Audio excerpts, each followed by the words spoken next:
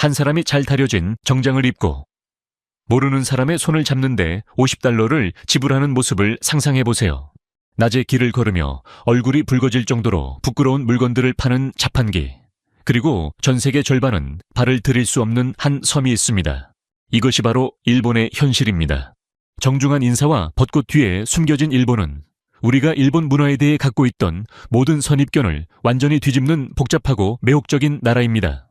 수백억 달러 규모의 산업이 고독을 중심으로 형성되고 유네스코에 의해 보호되는 수천 년의 신성한 비밀들이 존재하는 나라. 바로 그곳이 일본입니다. 지금부터 제가 말씀드릴 내용은 당신이 일본에 대해 알고 있던 모든 것을 완전히 뒤집어 놓을 것입니다. 일본의 순수한 이미지에 대한 첫 번째 도전은 바로 JK 산업입니다. 일본 도시들 깊숙한 곳에는 고등학생 소녀들이 성인 남성들을 위해 시간을 보내는 일을 중심으로 한 수십억 달러 규모의 산업이 존재합니다. 이 산업은 JK 산업이라고 불리며 그 규모와 문제의 심각성은 많은 사람들이 예상하는 것보다 훨씬 더 큽니다. JK는 조시코세이 여고생을 뜻합니다. 하지만 이 산업에서는 이 단어가 훨씬 어두운 의미를 지닙니다.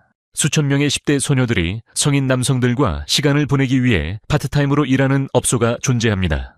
이곳에서 남성들은 소녀들과 단순히 대화하거나 어울리는 것만으로 돈을 지불합니다. 밤에 거리를 걷다 보면 쉽게 볼 수 있습니다. 화려한 불빛이 켜진 작은 바들에서 젊은 여성들이 J-POP 노래를 부르며 중년 남성들이 그들과 함께 춤을 추고 있습니다. 관객들은 단순히 관람하는 것이 아니라 락 콘서트처럼 열광적으로 참여하며 소녀들이 무대에서 춤을 추는 모습에 발을 구르고 손을 흔듭니다. 이 산업은 그야말로 법의 경계를 넘나들며 확장되었습니다. 일부 업소는 남성들이 시간당 요금을 지불하고 고등학생 소녀들과 대화할 수 있는 서비스를 제공합니다. 다른 업소에서는 소녀들이 남성 고객을 따라다니며 동행하는 서비스를 제공하기도 합니다. 이런 문화는 일본의 애니메이션과 만화에서 오래도록 고등학생 소녀와 다양한 연령대의 남성들 간의 관계를 미화한 것에서 비롯되었습니다. 이러한 문화적 배경 덕분에 이 시장은 단순한 오락을 넘어서 큰 사회적 문제로 번지게 되었습니다. 정부가 이를 규제하려 노력하고 있지만 이 산업은 여전히 법적 경계를 넘나들며 지속적으로 번창하고 있습니다. 놀라운 점은 이 업소들이 비밀리에 운영되는 것이 아니라는 것입니다. 이들은 거리에 광고를 내고 웹사이트를 운영하며 일본에서 가장 인기 있는 지역에서 합법적인 비즈니스로 운영되고 있습니다. 현대 일본 여성들에 대한 놀라운 사실 하나를 소개하겠습니다. 일본 여성들이 점점 더 일본 남성보다는 외국인 파트너를 선호하고 있다는 것입니다. 이 현상의 이유를 이해하려면 일본 사회에서 성별 관계에 대한 복잡한 진실을 들여다볼 필요가 있습니다. 매년 6,000명에서 7,000명 사이에 일본 여성들이 외국인 남성과 결혼합니다. 그 이유와 그로 인해 드러나는 일본 사회의 현실을 알게 되면 정말 놀랄만한 사실들이 드러납니다. 현대 일본 여성들은 전통적인 고정관념에 맞지 않는 인물들입니다. 70% 이상의 일본 여성들이 안정된 직업을 가지고 있으며 사무실이나 기술회사 혹은 기업의 이사회에서 일하고 있습니다. 이들은 경제적으로 독립적이며 야망이 크고 누군가에게 의존하지 않고도 성공할 수 있습니다. 결혼 평균 연령은 29세 또는 30세로 아시아에서 가장 높은 수준에 속합니다. 그리고 점점 더 많은 여성들이 일본 남성들로부터 자신의 욕구를 충족받지 못한다고 느끼고 있습니다. 일본 남성들은 감정적으로 부족하다는 말이 많습니다. 많은 여성들이 생일을 잊어버리거나 사랑해 라는 말을 하지 않으며 로맨틱한 제스처는 직장을 그만두는 것보다 더 부끄럽게 느껴진다고 말합니다. 일본 문화에서 감정적 절제는 남성성을 정의하는 중요한 요소로 이로 인해 일본 남성들은 감정을 표현하는 데 어려움을 겪고 있습니다. 반면 유럽이나 미국에서 온 외국인 남성들은 감정적으로 더 개방적이라고 여겨집니다. 그들은 로맨틱한 놀라움을 계획하고 감정을 직접적으로 표현하며 무엇보다도 상대의 말을 잘 듣습니다. 일본 여성들에게 있어서 감정적 연결은 파트너를 선택하는 가장 중요한 기준이 되고 있습니다. 고독이 전염병처럼 퍼져 있는 일본에서 기업가들은 마치 과학소설처럼 들리는 기상천외한 해결책을 내놓았습니다. 그것이 바로 풍카페입니다. 시간당 $50에서 $100를 지불하면 고객은 낯선 사람과 함께 누워서 물리적인 접촉을 할 수 있습니다. 대화는 필요 없습니다. 단순히 일본 사회에서 점점 더 드물어져가는 순수한 육체적 접촉만이 요구됩니다. 서비스는 예상보다 훨씬 세심합니다. 고객은 손을 잡거나 머리를 쓰다듬거나 심지어 누군가 옆에서 잠자는 모습을 지켜보는데 추가 요금을 지불할 수도 있습니다. 이 방들은 아늑하고 편안하게 꾸며져 있어 진정한 감정적 연결을 만들어내는 분위기를 조성합니다. 이용자들 중 상당수는 하루 12시간씩 직장에서 일하고 그곳에서는 물리적 접촉이 엄격히 금지된 환경에서 일하는 사무직 직원들입니다. 또 다른 이용자들은 가족이 멀리 있어 몇 주 동안 인간과의 접촉이 전혀 없는 노인들입니다. 그 외에도 너무나 사회적으로 고립되어 물리적 편안함을 느낄 줄 모르는 젊은 사람들도 있습니다. 이 산업이 존재하고 번창한다는 사실은 일본 사회에서 고독이 얼마나 심각한 문제인지를 보여줍니다. 일본은 공손함과 사회적 조화를 중시하는 사회로 유명하지만 수백만 명의 사람들이 정서적으로 고립되어 있어 기본적인 인간적인 연결을 경험하기 위해 낯선 사람에게 돈을 지불하고 있습니다. 하지만 아마도 가장 충격적인 점은 이 카페들이 단지 존재하는 것이 아니라 그들이 얼마나 자연스럽게 받아들여지고 있다는 것입니다. 고객들은 이를 부끄럽거나 절망적인 상황으로 보지 않습니다. 오히려 이는 일본 사회가 해결하지 못한 진짜 인간적 필요를 채우는 실용적인 해결책으로 여겨집니다. 여러분은 이런 방식으로 기본적인 인간적 연결을 돈을 주고 경험하는 것에 대해 어떻게 생각하나요? 현대 사회에서 실용적이고 스마트한 해결책일까요? 아니면 우리가 고립되었음을 증명하는 슬픈 신호일까요? 아래 댓글로 의견을 나눠주세요. 일본에는 약 400만 대의 자판기가 있습니다. 이는 대략 30명당 1대씩 존재하는 셈입니다. 많은 방문객들은 일본 자판기의 편리함과 다양한 종류에 놀라곤 합니다. 하지만 그들이 종종 알지 못하는 것은 일부 자판기에서 판매하는 상품들이 다른 나라에서는 금지될 만큼 논란의 여지가 있다는 점입니다. 대부분의 자판기는 우리가 예상하는 대로 음료, 간식, 일상용품을 매우 신뢰성 있게 제공하며 일본의 품질 서비스와 공학적 기술을 증명합니다. 뜨거운 커피는 항상 뜨겁고 차가운 음료는 항상 차갑고 자판기는 고장이 잘 나지 않거나 돈을 잃어버리지 않습니다. 하지만 외국인 방문객들이 깜짝 놀랄 만한 자판기도 있습니다. 성인 사진집, 속옷, 기타 성인 용품들이 나이 인증 없이 공개적으로 판매되고 있습니다. 이러한 상품들은 다른 소비재와 마찬가지로 포장되어 전시되어 있으며 일본의 소매시장에서 일반적인 일환으로 여겨집니다. 성인 콘텐츠에 대한 규제가 엄격한 다른 나라에서 온 사람들은 공공자판기에서 이런 상품들을 판매하는 모습을 보면 큰 문화 충격을 받을 수 있습니다.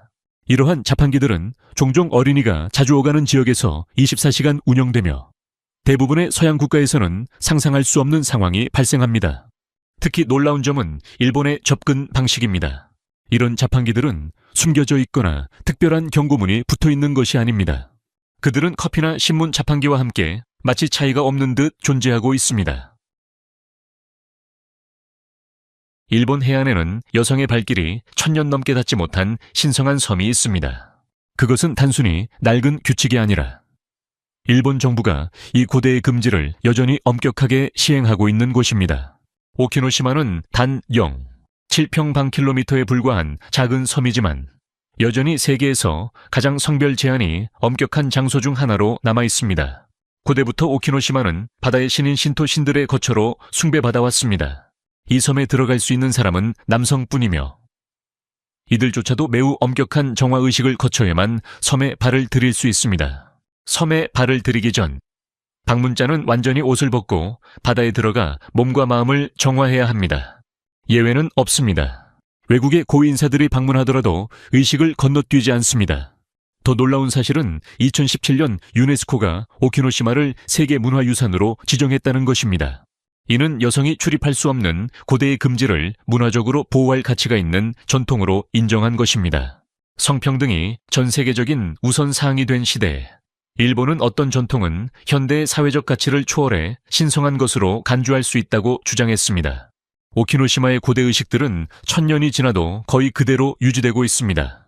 신토 승려들은 신성한 장소를 관리하고 전통적인 의식을 수행하며 여성의 출입을 허락하는 것이 전통을 깨는 것뿐만 아니라 장소의 영적인 본질을 훼손한다고 믿고 있습니다.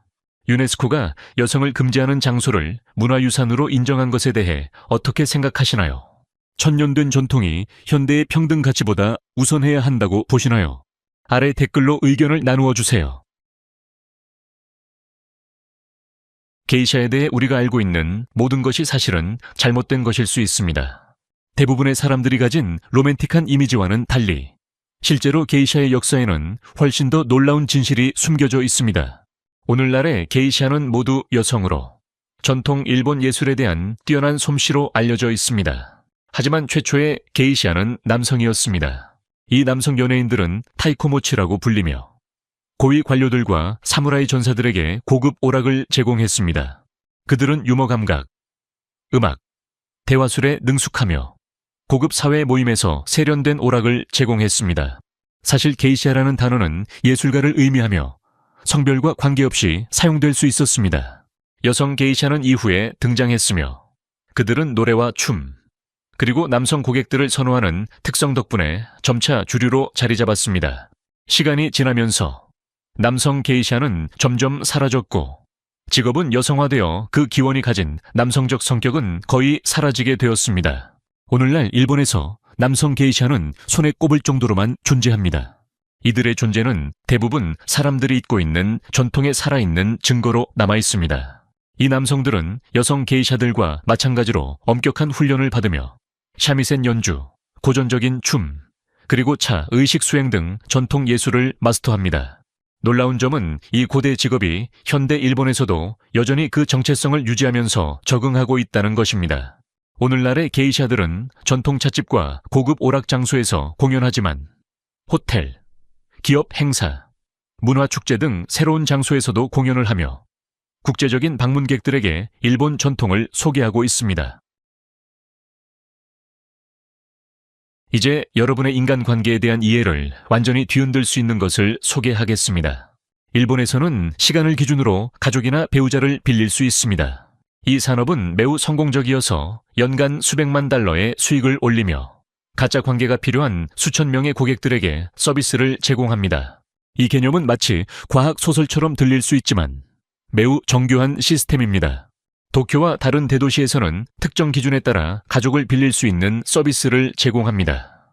고객은 연령, 외모, 성격, 태도에 따라 사람을 선택할 수 있으며 시간 단위나 하루 단위로 예약하거나 더 복잡한 사회적 상황을 위해 더 긴 기간을 선택할 수 있습니다. 가족 식사에 엄마 역할을 하는 배우자가 필요하신가요? 전문 여배우들이 그 역할을 완벽하게 수행합니다. 결혼식에 혼자 가는 것이 두렵나요? 여러분의 손을 잡고 농담에 웃으며 여러분이 행복한 관계를 맺고 있다고 사람들에게 믿게 만들 배우자를 빌릴 수 있습니다. 이 배우자들은 매우 뛰어난 연기를 펼쳐 많은 고객들이 이들이 진짜 가족처럼 느껴진다고 말합니다. 시간당 요금은 $50에서 $100 사이로 시작하며 결혼식과 같은 복잡한 이벤트를 위한 하루 패키지는 최대 $20,000에 이를 수 있습니다. 이러한 고급 서비스는 가짜 결혼식부터 확장된 가족 모임까지 포함되며 모든 상황은 배우자가 완벽하게 암기하고 연기하는 감정적 스크립트를 따릅니다. 그러나 심리적인 영향은 큽니다. 이 산업이 존재하는 이유는 일본 사회가 너무 고립되고 감정적으로 단절되어 있어 사람들이 가짜 관계를 위해 수천 달러를 지불하려 한다는 사실입니다. 일부 고객들은 진짜 가족들에게 실망감을 주지 않기 위해 렌탈 가족 서비스를 사용합니다. 다른 사람들은 사회적 불편함으로 진짜 관계를 유지하는 데 어려움을 겪고 있습니다. 여러분은 이 관계 구매 산업에 대해 어떻게 생각하시나요? 정말 스트레스가 큰 사회적 상황에서 이러한 서비스를 고려해 보시겠습니까? 아래 댓글로 의견을 나누어 주세요. 많은 나라에서 타투는 개인 스타일을 표현하는 주류 상징으로 자리 잡았습니다. 그러나 일본에서는 보이는 타투가 있는 경우 온천, 식당, 체육관, 수영장 등 수많은 공공장소에서 출입이 금지될 수 있습니다. 이는 단순히 취향의 문제가 아닙니다. 실제로 타투를 가진 외국인들이 차별을 당하며 그들의 타투 때문에 출입을 거부당하는 일이 많습니다. 이러한 차별의 뿌리는 일본의 범죄 조직, 야쿠자에서 비롯됩니다. 수십 년 동안 야쿠자는 전통적으로 충성심과 인내, 그리고 조직에 대한 헌신을 나타내는 상징으로 온몸에 타투를 새겼습니다. 이 타투들은 단순한 장식이 아니라 고통을 견디고 범죄 사회의 일원으로서 자신을 영구적으로 각인시키는 정신적이고 문화적인 상징입니다. 이 연결고리는 매우 강력해져서 타투는 일본 대중에게 조직 범죄의 상징으로 받아들여지게 되었습니다. 오늘날에도 많은 일본 사람들은 타투를 한 사람이 위험한 범죄 조직과 연관이 있다고 생각합니다. 이러한 두려움은 일부 사실이기도 한데 전통적인 야쿠자 구성원들은 여전히 타투를 널리 새깁니다. 그 결과 많은 공공시설은 안전하고 가족 친화적인 환경을 유지하기 위해 타투 금지 정책을 시행하고 있습니다. 이 제한은 미묘한 힌트가 아니라 명확한 규정입니다. 많은 곳에서는 타투가 있는 사람은 국적, 타투 크기, 타투를 한 이유와 관계없이 출입이 금지된다는 안내문을 게시하고 있습니다. 특히 외국인 방문객에게는 이러한 제한이 명확하게 전달되지 않아서 어려움을 겪습니다. 관광객이 유명한 온천을 방문하려고 전국을 여행해도 대학 시절 작은 타투 때문에 입장이 거부당하는 경우가 발생할 수 있습니다. 일본 문화에서는 예상치 못한 신체 접촉을 가장 심각한 사회적 위반으로 여깁니다.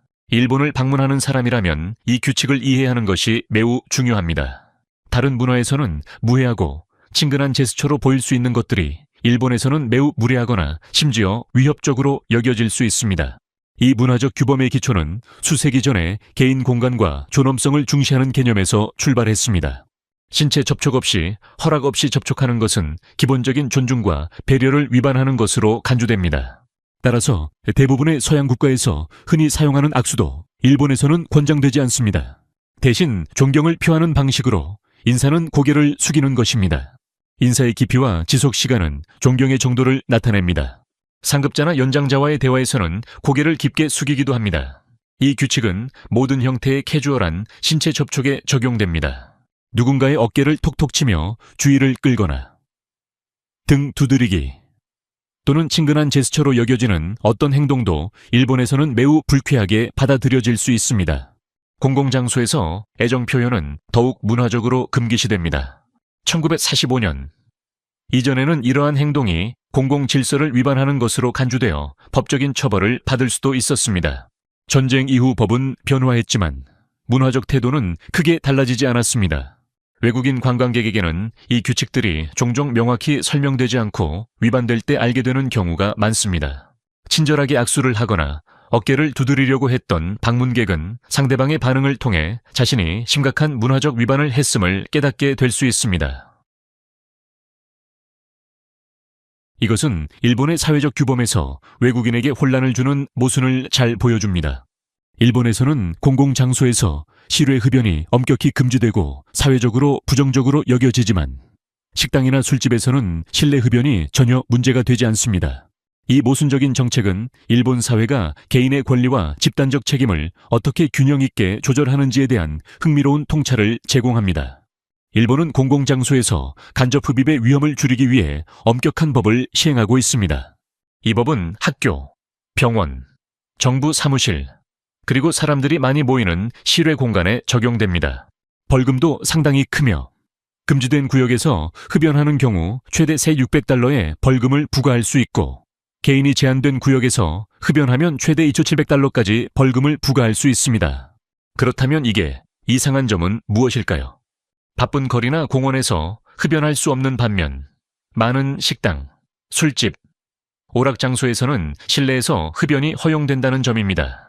정부는 흡연자들의 권리를 보호하면서도 공공의 안전을 고려하여 특정 장소에 실외 흡연 구역을 지정하고 있지만 이 구역은 좁고 답답한 공간으로 수많은 흡연자들이 한 곳에 모여 있는 경우가 많습니다. 관광객들에게 특히 혼란스러운 점은 규제의 임의적 성격입니다. 흡연이 자유로운 식당을 지나서 밖에 나가면 길거리에서 흡연하다가 벌금을 물게 되는 상황이 벌어질 수 있습니다. 이 정책의 논리는 실외 공간에서 간접 흡연을 피할 수 없는 사람들을 보호하는 데 중점을 두고 실내 정책은 각 사업장이 자율적으로 결정하도록 허용하는 것입니다. 많은 일본인들은 이러한 타협적인 시스템에 불만을 가지고 있습니다. 비평가들은 공공의 건강을 위해 흡연 제한이 필요하다면 이러한 혼란스러운 메시지를 전하는 것보다 포괄적인 규제를 도입해야 한다고 주장합니다. 그들은 실내에서 흡연을 허용하고 실외에서 금지하는 것이 원래 법이 설정한 건강 우려를 해결하지 않는다고 지적합니다. 법의 집행은 지역과 지역 주민의 태도에 따라 크게 달라집니다. 일부 지역에서는 실외 흡연 제한이 엄격히 시행되어 자주 순찰을 돌고 즉시 벌금을 부과하는 반면 다른 지역에서는 규제가 대부분 종이에만 존재하고 실제 집행은 제한적입니다. 만약 대부분의 사람들의 옷장보다 작은 공간에서 자는데 돈을 지불해야 한다면, 그리고 더 넓은 숙소를 선택할 수 있음에도 불구하고 그렇게 한다면 어떨까요? 일본의 캡슐 호텔에 오신 것을 환영합니다. 여기서는 개인 공간에 대한 개념이 완전히 새롭게 정의되었습니다. 이 경험은 좁은 공간에 대한 내성에 따라 방문객을 놀라게 하거나 기쁘게 할 수 있습니다. 캡슐 호텔은 여행 중 숙박 장소가 부족해서 찾아가는 임시 시설이 아닙니다. 캡슐 호텔은 효율성, 프라이버시, 독특한 경험을 전통적인 호텔의 사치 개념보다 우선시하는 의도적인 디자인 철학을 대표합니다. 각 캡슐은 한 사람이 편안하게 눕기에 충분한 공간을 제공하며 최소한의 공간을 최적화하는 세심하게 설계된 편의 시설들이 갖춰져 있습니다. 각 캡슐에는 편안한 매트리스, 부드러운 담요, 독서용 조명, 필수품을 보관할 수 있는 공간이 마련되어 있습니다. 비록 공간이 제한적이지만 많은 캡슐은 개인용 오락 시스템, 에어컨, 프라이버시, 커튼을 갖추고 있어 놀라울 정도로 아늑한 분위기를 만들어냅니다. 이 경험은 비좁은 상자보다는 첨단 기술로 꾸며진 고치에서 자는 것과 더 비슷합니다. 기본적인 캡슐 호텔은 하룻밤에 약 $30 정도로 여행객들에게 매력적인 예산 옵션이 됩니다. 그러나 고급 캡슐 호텔은 훨씬 더 비쌀 수 있으며 고급 침구, 첨단 에어컨, 전통적인 호텔에 버금가는 추가 편의 시설을 제공합니다. 비용이 문제가 되지 않는 여행객들도 캡슐 호텔을 선택하는 경우가 많습니다. 비즈니스 여행객들은 편리한 위치와 효율적인 체크인 절차를 높이 평가합니다. 해외 관광객들은 일본 특유의 스타일로, 다른 곳에서는 경험할 수 없는 독특한 경험으로 캡슐 호텔을 찾습니다. 협소한 공간이 불편할 수 있는 사람들에게는 힘든 경험이 될 수 있습니다.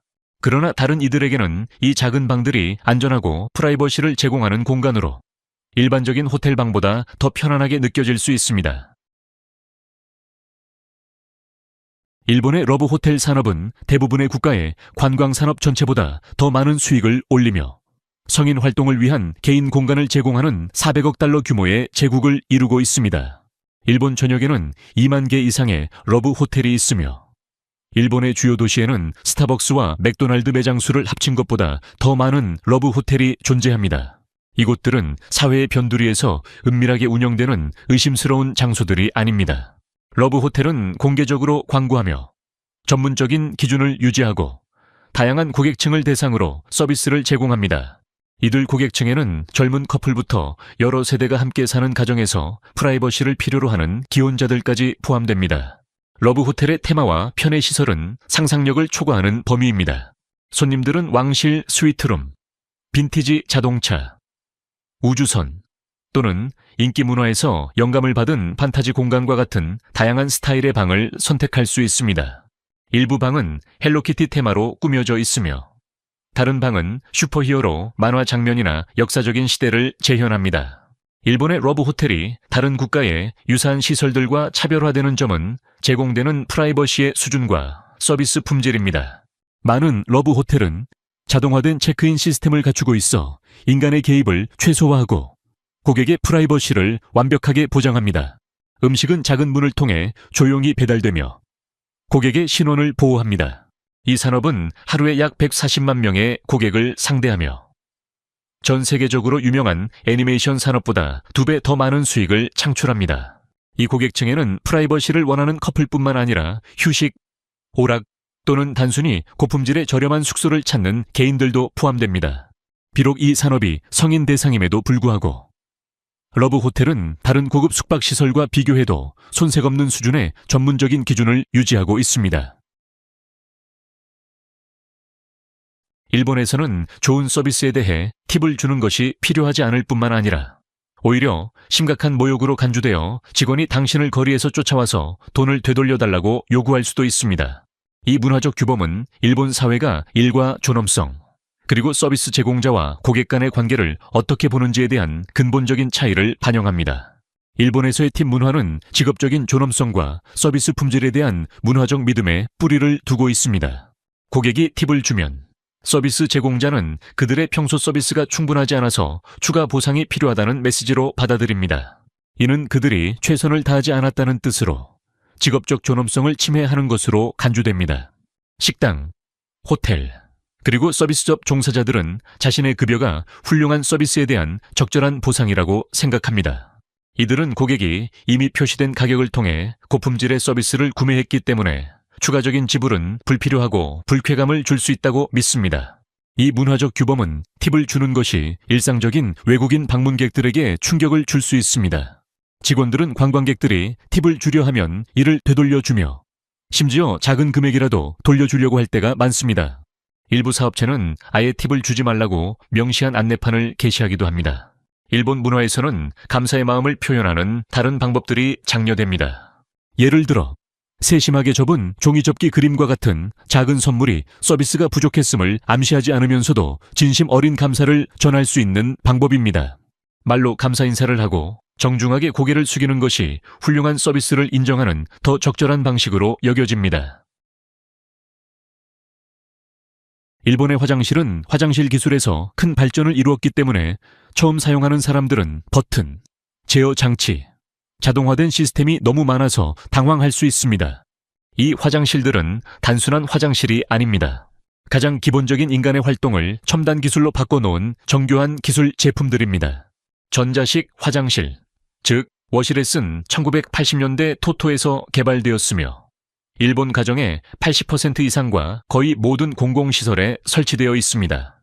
이 장치는 물로 청소하는 분사 시스템, 따뜻한 공기 건조기, 난방된 좌석, 탈취제, 그리고 예의상 화장실 소리를 듣기 위해 고안된 소리 효과까지 포함되어 있습니다.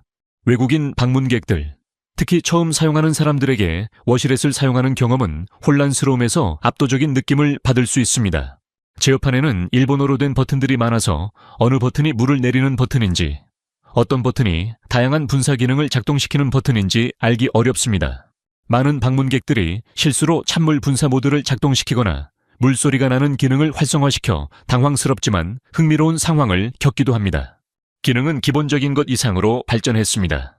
고급 모델에는 자동으로 좌석을 올려주는 기능, 자가 청소 노즐, 조절 가능한 물 압력과 온도, 심지어 사용자가 선호하는 설정을 기억하는 개인화된 메모리 설정까지 포함되어 있습니다. 일부 모델은 건강 지표를 분석하고 잠재적인 건강 문제를 감지할 수 있습니다. 많은 여행객들이 이 경험이 전통적인 화장실보다 월등하다고 느껴서 자국으로 돌아가서 워시렛을 구매하기 위해 조사하기도 합니다. 청결, 편안함, 위생을 제공하는 이 첨단 시스템은 전통적인 화장실을 원시적인 것처럼 느껴지게 합니다. 일본 문화에서 마지막으로 충격적인 사실은 겉보기에는 그저 평범한 식사 도구가 강한 문화적 의미를 가지고 있어 한 번의 실수로 레스토랑에서 쫓겨날 수 있고 주인에게서 진짜 화를 살 수 있다는 점입니다. 일본에서 젓가락은 단순한 식사 도구가 아닙니다. 그것은 삶과 죽음, 그리고 영적인 믿음과 연결된 신성한 물건으로 무의식적인 실수가 심각한 문화적 범죄로 여겨질 수 있습니다. 가장 심각한 실수는 다른 사람의 젓가락으로 음식을 직접 옮기는 것입니다. 이는 전통적인 장례식에서 유가족이 화장실에서 고인의 유해를 옮길 때 사용하는 젓가락을 그대로 모방하는 행위입니다. 식사 중에 이런 행동은 죽음을 기원하는 것으로 간주되어 모든 사람에게 불행을 가져온다고 여겨집니다. 동일하게 무례한 행동은 밥그릇에 젓가락을 곧게 꽂는 것입니다. 이는 고인에게 향을 바치는 방식과 비슷하며 사실상 식사를 추모의식으로 바꾸는 행위입니다. 레스토랑에서는 이러한 행동을 목격하면 고객에게 즉시 나가달라고 요청하기도 하며 이는 기본적인 무례로 간주됩니다. 이러한 문화적 의미는 젓가락을 사용하는 방식, 젓가락을 놓는 방식, 그리고 식사 중 젓가락을 다루는 방식에서도 나타납니다. 젓가락으로 다른 사람을 가리키거나 테이블 위에서 젓가락을 두드리거나 젓가락으로 음식을 옮기는 것은 모두 무례한 행동으로 간주되며 예의를 모른다는 인상을 줍니다. 일본인들은 젓가락 사용에 매우 주의를 기울이며 실수를 즉시 알아차립니다. 비록 그들이 외국인 방문객들에게 직접적으로 주의를 주지는 않지만 젓가락 규칙을 반복적으로 어기면 어색한 상황을 만들고 일본 문화 전통에 대한 존중을 보여주지 않는 것으로 여겨질 수 있습니다. 일본 문화의 16가지 충격적인 측면을 살펴본 후 한 가지는 분명해집니다. 일본은 관광 책자나 미디어에서 묘사되는 단순하고 조화로운 사회가 아닙니다. 이는 고대 전통과 현대적인 압박이 충돌하는 복잡한 나라로 외부 사람들이 쉽게 볼 수 없는 모순과 극단적인 요소들이 존재하는 사회입니다. 시청해 주셔서 감사합니다. 이 영상이 유익하셨다면 좋아요와 구독, 그리고 알림 설정까지 잊지 말고 눌러주세요. 새로운 영상을 놓치지 마세요. 다음 영상에서 만나요.